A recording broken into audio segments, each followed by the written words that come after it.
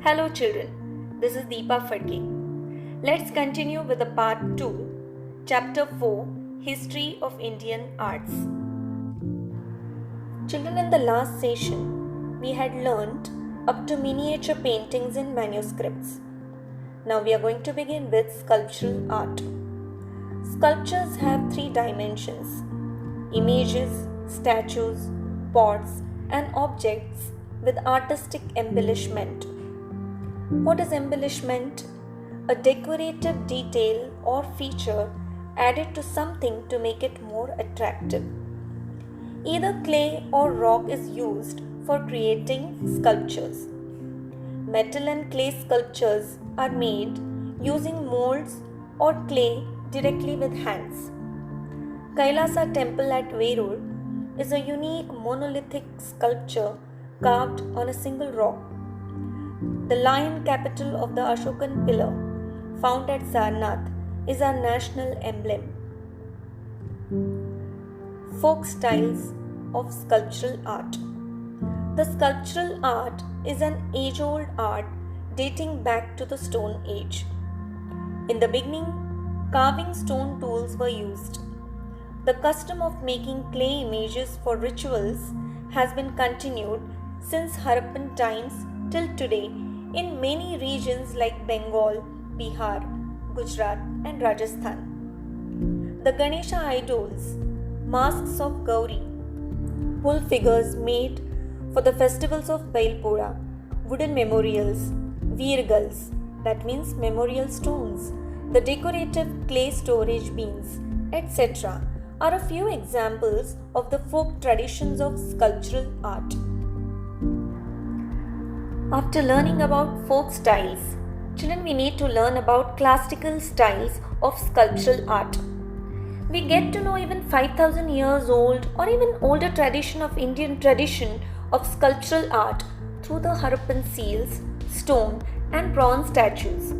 The tradition of carving out stone sculptures of larger size began in the Mauryan period with the Ashokan pillars. The sculptures at Bharut are testimonies of the continuous development of sculptural art in India. What are testimonies? A formal, written or spoken statement.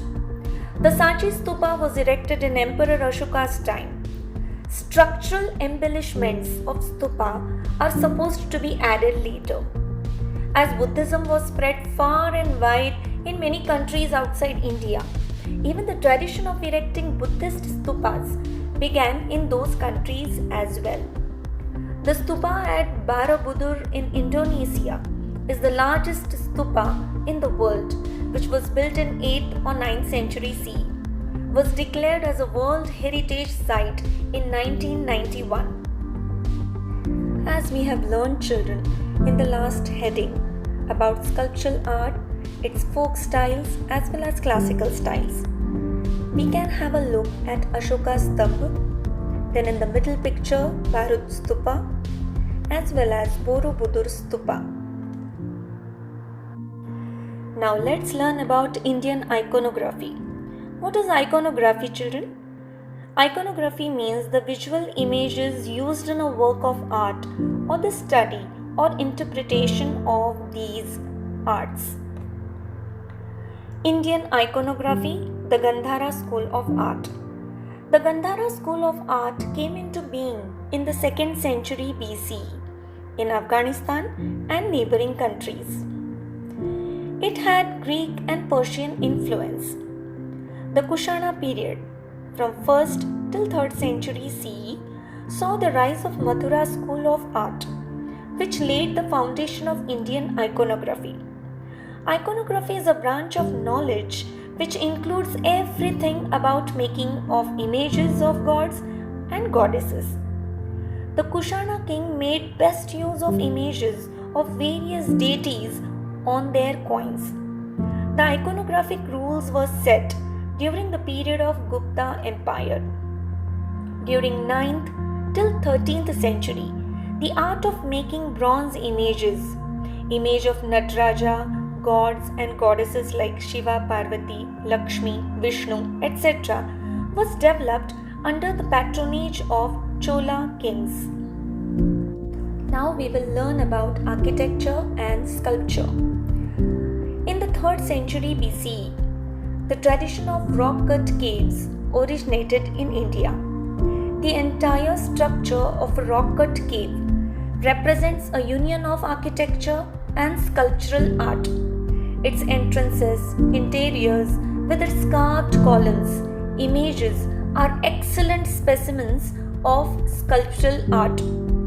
The rock-cut caves at Ajanta, Verur in Maharashtra were declared as World Heritage in 1983. The temple architecture began during the Gupta period, around 4th century CE. The temples built at the beginning of Gupta period had only the sanctum sanctorum, the most holy places, Garbhagriha, and veranda with 4 columns.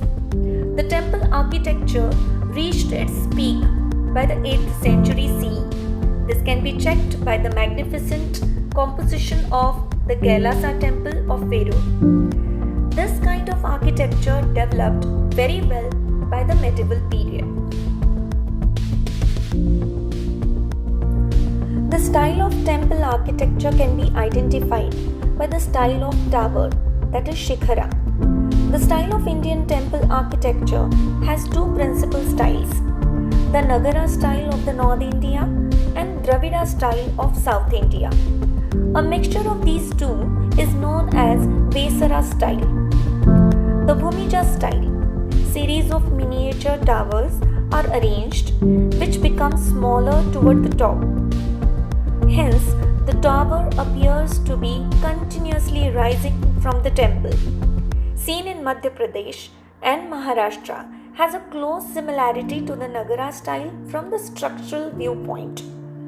Under the patronage of Muslim sultanates, the Islamic architecture was developed with the blending of Persian, Central Asian, Arabic and pre-Islamic native Indian styles.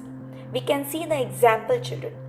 The Qutub Minar at Mehuli near Delhi, Taj Mahal at Agra, Gol Gumbaz at Bijapur in Karnataka are the world-famous examples of the Islamic architecture of India. During the reign of Qutbuddin Aibak, 12th century CE, the building of Qutub Minar started and was completed in the reign of Altmash, 13th century. It is 73 meters, that is 240 feet in height. The Qutub Minar complex of buildings has been declared as a World Heritage. Children, it's very interesting to know about Hemadpanthi temples in Maharashtra. Temples built in Maharashtra during 12th to 13th centuries are known as Hemadpanthi temples. Outer walls are built in a star shape. In the star-shaped plan, the outer walls of the temples have a zigzag design. It results into giving an amazing effect of alternating light and shadow. Masonry work is a special feature of it. The walls are built without using the technique of tenon and mortise joints. The Ambareshwar temple of Ambarnath near Mumbai, then Gondeshwar temple at Sinnar near Nasik, Aunda Nagnath temple in the Hingoli district are the examples of Hemadpanthi style. Hemadpanthi temples are found at several places in Maharashtra. See the picture of Gondeshwar temple, Sinnar near Nashik. You can have the idea about the features of Hemadpanthi temples. Let's learn about Indian traditions of performing arts. Let's begin with traditions of performing folk arts. India has various traditions of folk songs, folk instrumental music, folk dances, folk theatre, which are features of every particular region. In Maharashtra also these traditions of the performing folk arts exist. They are developed as an integral part of cultural and religious festivals and social life. We can have examples. We can mention Koli dance, Tarpa dance, Dashavatar of Konkan, Povada, Kirtan, Jagar Gondhal, etc. Traditions of classical performing arts. The text of Natya Shastra, written by Bharat Muni, is supposed to be the earliest one discussing music and theatre. The 9 moods, Navarasa, are supposed to be the fundamental in the presentations of performing arts. Which are these Navarasas or 9 moods? Let's begin with Shringar, that is love, then Raudra, terrible, Bhayanak, fearful, Hasya, where humor exists, Karuna, that is sadness, Adbhut, wondrous, Bibhatsya, repulsion, Veer means heroic, Shanti means the last Navrasa is peace. Children, now remaining part, that is the last part of the chapter 4, History of Indian Arts, will be continued in the next video session.